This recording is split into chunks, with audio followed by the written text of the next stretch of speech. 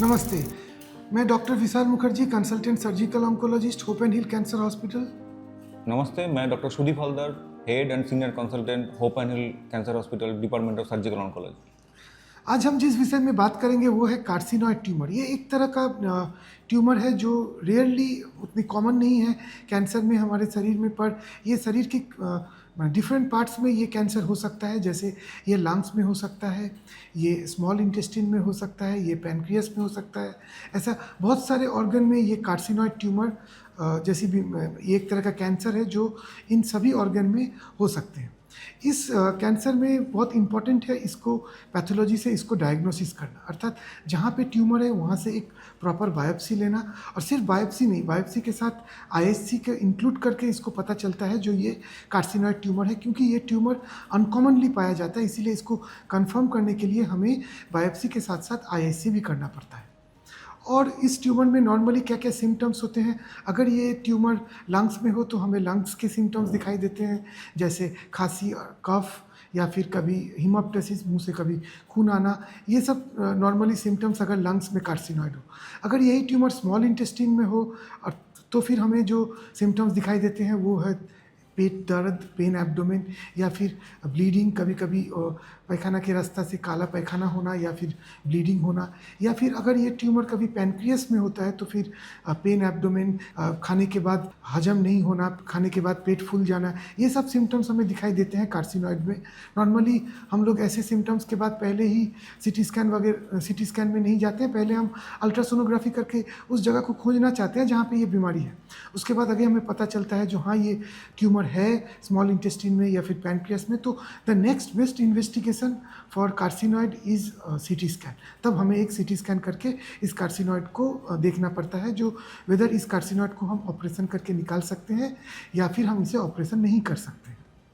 अब ये कार्सिनोइड जैसा है, ये बायोप्सी बहुत इंपॉर्टेंट इसलिए है क्योंकि ये कार्सिनोइड ट्यूमर का बहुत सारा ग्रेड है, उसके हिसाब से अकॉर्डिंगली हम लोग को ट्रीटमेंट करना पड़ता है। तो मान लीजिए लो ग्रेड है कि हाई ग्रेड है, मॉडरेट ग्रेड है, तो उसके लिए जो इम्यूनोहिस्टोकेमिस्ट्री और KI67 करके जो मार्कर है वो वेरी इंपॉर्टेंट है। तो अगर कम हो रहा है तो ये लो ग्रेड है, जिसको हम लोग कार्सिनोइड ट्यूमर बोलते हैं, जैसे न्यूरोएंडोक्रिन ट्यूमर बोल रहे हैं। तो सेम ही है, नाम के अलग है। और दूसरा है कि अगर ये कैंसर है, अगर ये कार्सिनोमा है तो न्यूरोएंडोक्रिन कार्सिनोमा है, तो वो KI67 ज़्यादा होता है, उसका फैल जाने के चांसेस ज़्यादा होता है। कभी कभी लो ग्रेड भी फैलता है, बट उसका ट्रीटमेंट नॉर्मल केमोथेरेपी जैसे नहीं है, उस पर बहुत सारा आगे के ट्रीटमेंट रहता है, ऑक्ट्रीवेट करके कुछ ट्रीटमेंट रहता है, इंजेक्शन जैसा रहता है, जो डिपो प्रिपरेशन मिलता है।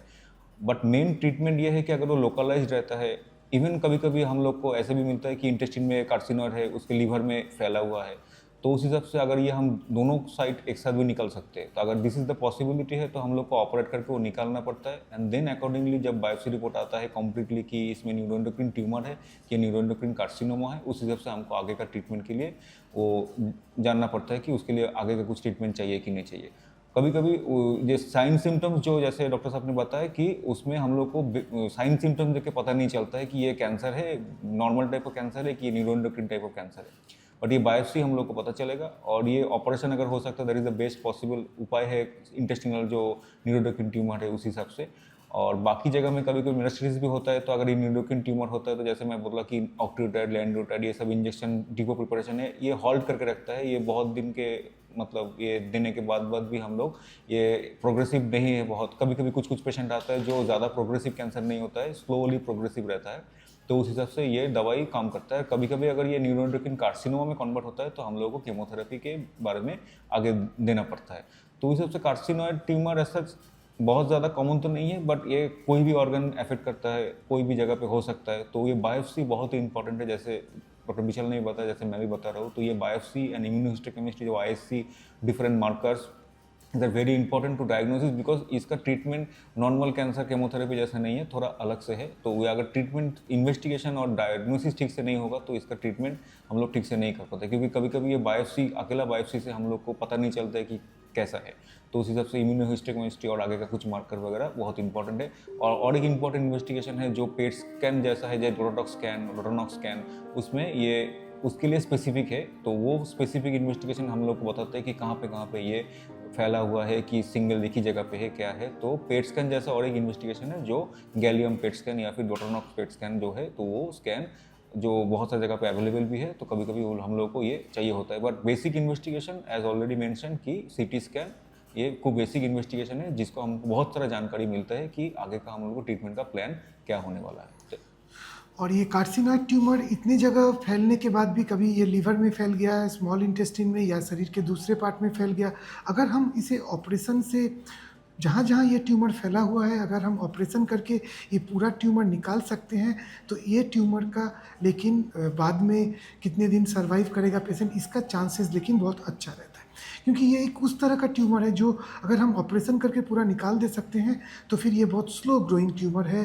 पेशेंट 20 साल 30 साल आराम से ज़िंदगी उसके बाद जी सकता है। तो ये एक वन ऑफ दोज ट्यूमर्स है बॉडी का जिसको हमको अगर अर्ली डायग्नोसिस करके अगर हम इसका ट्रीटमेंट करके इसको ऑपरेशन करके हम निकाल देते हैं तो we can actually cure it we can actually completely cure it. जो हर समय हम लोग शरीर के दूसरे कैंसर के बारे में ऐसा नहीं बोल सकते हैं जो हम कार्सिनॉइड के बारे में ऐसा बोल सकते हैं। तो यही था कार्सिनोइड ट्यूमर व न्यूरोएंडोक्राइन ट्यूमर जो कहलाते हैं उसके कुछ जानकारी है जो जैसे हम लोगों ने बताया। तो early investigation early diagnosis very important. तो उस हिसाब से इसको कोई भी सिम्टम जैसा what ever may be the organ अगर कुछ हो रहा है तो उसमें डॉक्टर को दिखाना इंपॉर्टेंट है, उसको वैसे उसको नेग्लेक्ट करना नहीं चाहिए। तो वही इंपॉर्टेंट मैसेज है अवेयरनेस के लिए, ये इंपॉर्टेंट है। कोई भी सिम्टम जो पहले नहीं था अभी हो रहा है, ठीक नहीं हो रहा है, ओवर द काउंटर दवाई मत लीजिए, डॉक्टर को दिखाइए और आगे का इन्वेस्टिगेशन जो चाहिए वो आगे बढ़ना है। तो यही था न्यूरोएंडोक्राइन और कार्सिनोइड ट्यूमर का अवेयरनेस मंथ का ये वीडियो कि जब लोग इसको सुने और इसको अवेयर हो, तो उसके बाद कोई डॉक्टर को दिखाए अगर कुछ सिम्टम साइंस ऐसा कुछ आ रहा है तो। नमस्ते। नमस्ते।